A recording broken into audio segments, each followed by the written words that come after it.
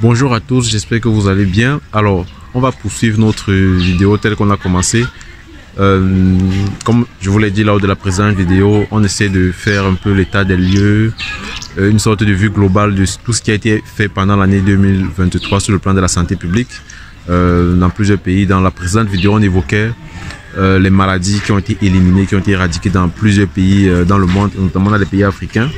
Et dans cette vidéo aussi, on va voir ce qui a été fait en termes de vaccination, okay, les événements majeurs qui ont été faits en termes de vaccination, parce que la vaccination était un topic, un sujet très intéressant, très abordé pendant cette année 2023. Et on va donc voir qu'est-ce qui a été fait de manière emphatique pendant cette année. Donc, on commence directement avec cette déclaration qu'il y a eu par le directeur de l'OMS, okay, le Dr Tedros, qui donc avait déclaré donc la fin de la pandémie Covid-19. Donc, en déclarant que la pandémie Covid-19 n'est plus une urgence de santé publique. On avait notamment fait une vidéo là-dessus. Pendant cette période-là, on avait fait une vidéo pour expliquer de quoi est-ce qu'il était question. Donc, il faut nous rappeler que c'était pas déclaré que le Covid n'existe plus, mais simplement dit que le Covid-19 n'est plus considéré comme une urgence de santé publique, mais sera donc prise en considération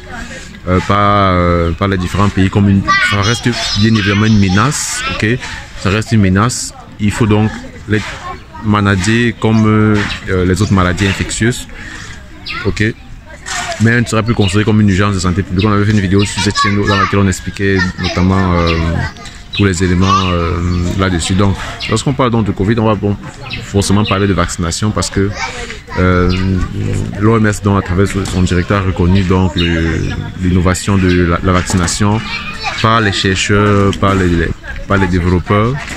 Et donc, il y a plusieurs études donc, qui ont été publiées par rapport à la vaccination. On a fait plusieurs vidéos où on expliquait plusieurs contradictions qu'il y avait par rapport à la vaccination. Il y a plusieurs études qui ont été publiées qui remettaient en cause l'utilisation de la vaccination, où on démontrait par exemple que l'immunité naturelle avait plus de bénéfices que la vaccination, c'est-à-dire que on se rendait compte que même les personnes qui étaient vaccinées avaient plus de chances d'être infectées à nouveau que celles qui n'étaient pas vaccinées. Donc il y a eu plusieurs types d'études de ce genre qui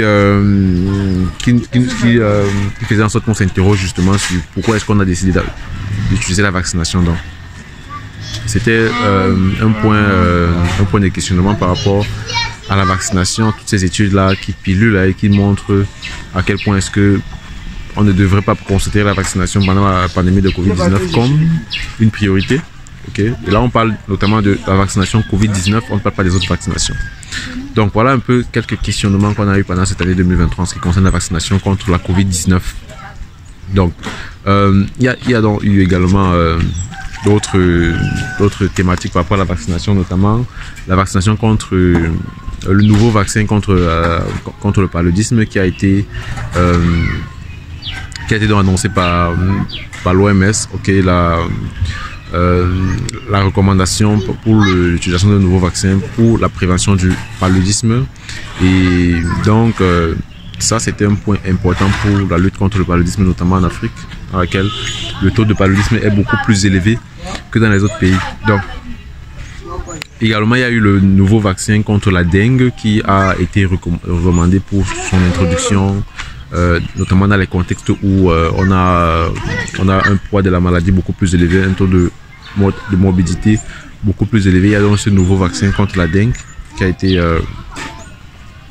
a été introduit, okay. Et également il y a eu ce nouveau vaccin contre la méningite, okay. Un vaccin conjugué contre la méningite, un nouveau vaccin qui a été également mis en place par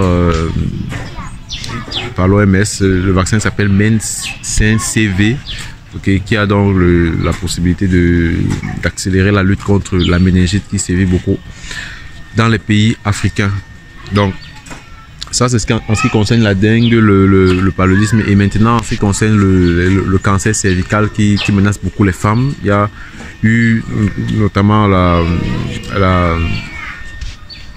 des progrès dans ce sens-là. Vous savez que le cancer cervical, ça attaque beaucoup plus les femmes qui vivent dans des zones en fait des femmes qui sont marginalisées, qui sont pauvres, qui ont un statut socio-économique défavorable, qu'elles sont beaucoup plus susceptibles d'être affectées par le cancer cervical. Et donc, il y a eu donc des progrès dans la vaccination contre le HPV, et il y a eu donc des avancées là-dessus.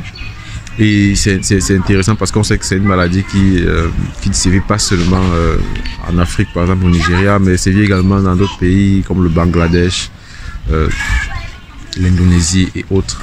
Donc c'est intéressant parce que ça va permettre donc d'accélérer la lutte contre le cancer cervical. Même ici au Cameroun, il y a une nécessité d'avoir cela pour réduire la morbidité de la maladie. Donc voilà brièvement en ce qui concerne les points clés de la vaccination. Faites-moi savoir si vous souhaitez qu'on entre en détail encore. Déjà, vous pouvez facilement retrouver les vidéos qu'on a fait pour montrer les contradictions liées à la vaccination, les études qui étaient publiées et qui montraient qu'il ne faut pas utiliser la vaccination contre la Covid-19. Okay?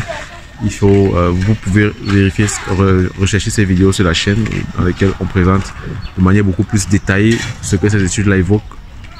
Et là, vous pourrez vous faire une idée. Voilà ce que je voulais partager avec vous dans cette vidéo. Si vous avez des commentaires, je vous invite à les laisser dans la rubrique commentaires. Et je vous souhaite une fois de plus une bonne année 2024 et une très bonne santé pendant l'année 2024. Sentez-vous bien.